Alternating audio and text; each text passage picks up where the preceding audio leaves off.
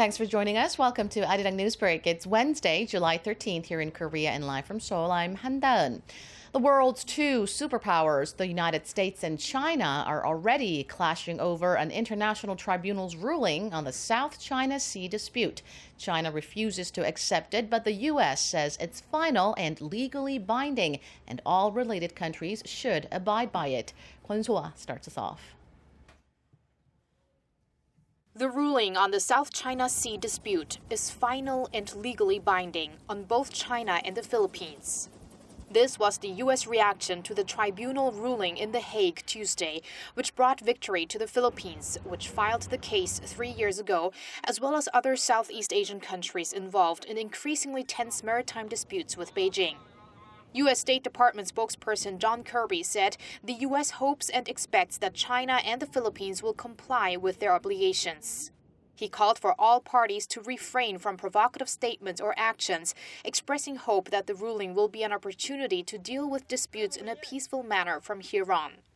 Kirby said the U.S. has persistent concerns about China's militarization of the South China Sea.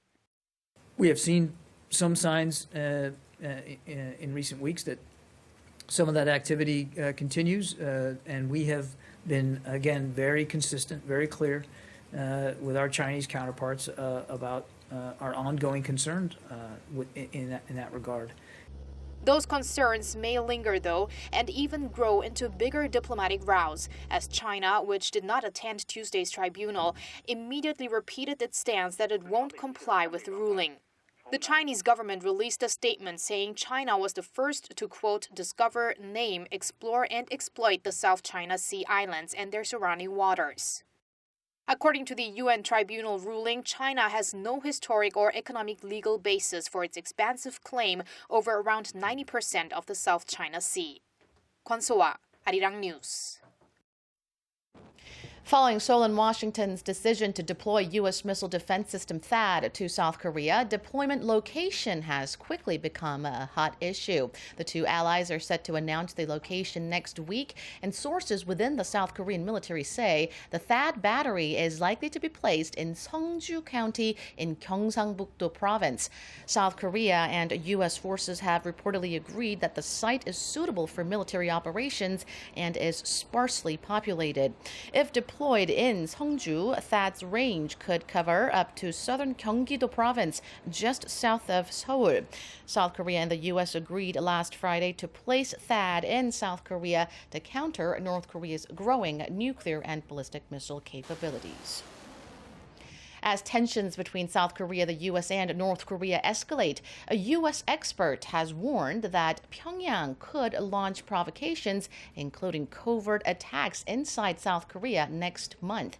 Ken Gause, a senior North Korea analyst at CNA Corporation in Washington, says the more provocative acts could be ahead in protest against the THAAD deployment and the recently announced U.S. sanctions on leader Kim Jong-un for his human rights abuses.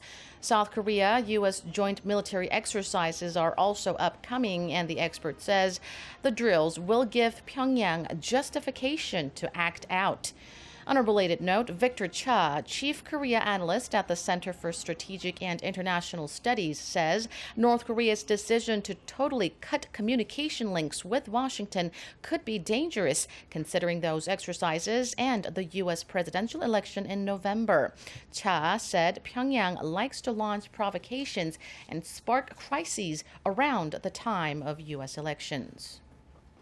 On the economy front, Korea's job market showed a slight but welcome improvement in June. Statistics Korea says the country added more than 350,000 jobs last month from a year ago, bringing the total number of employed to around 26.6 million.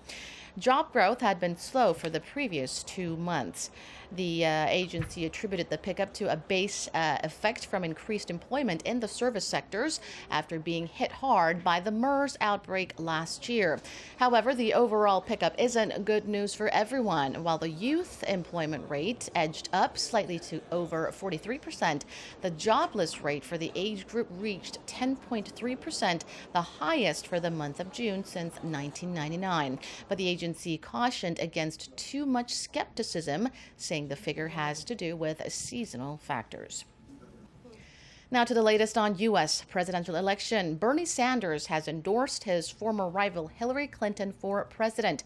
In a show of party unity Tuesday, Sanders said Clinton was the best candidate to fix America's problems and beat Donald Trump in the November election.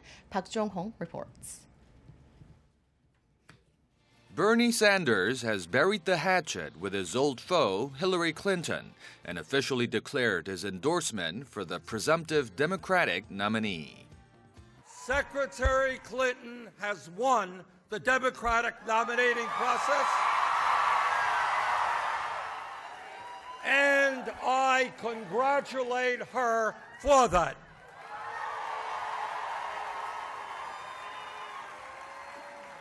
She will be the Democratic nominee for president, and I intend to do everything I can to make certain she will be the next president of the United States. Speaking in New Hampshire, Sanders said Clinton would take up the fight to ease economic inequality, make college more affordable, and expand health care coverage for all Americans. In response, Clinton said it was a privilege to get Sanders' support and pitched the resounding slogan, "We are stronger together." The backing by Sanders comes 2 weeks ahead of the Democratic National Convention in Philadelphia, where Clinton will be formally nominated.